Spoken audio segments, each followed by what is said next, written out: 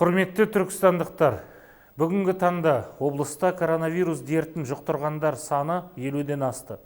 Азаматтардың өмірі мен денсаулығын қорғау, халық арасында коронавирустық инфекциясын кеңінен таралуын алдын алу мақсатында биыл 18 сәуір күні түнгі сағат 12-ден бастап карантин режимі енгізіледі.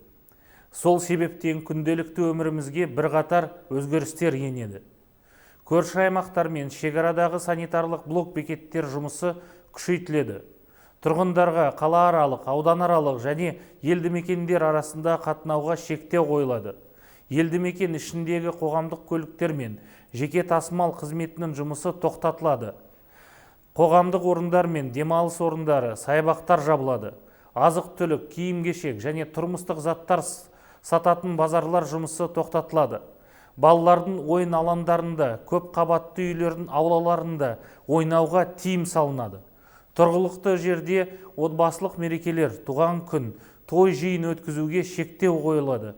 3 адамнан артық топтың көшеде және қоғамдық орындарда жиналуына тыйым салынады.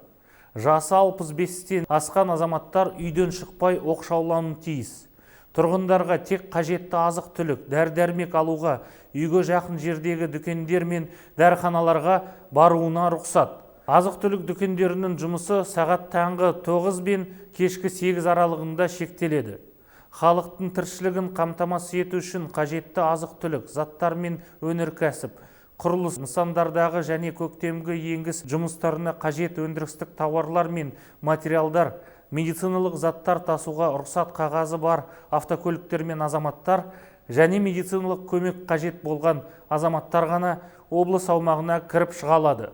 Барлық мекемелер өз қызметкерлерін қашықтан жұмыс істеу режиміне көшіру қажет.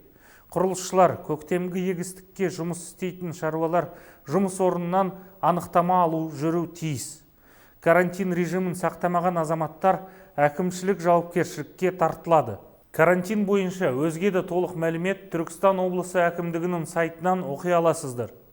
Қадірменді халайық, сабыр сақтап, карантин режимінде тәртіп бұзбай, жұмыла әрекет етсек, біз алмайтын қамал жоқ.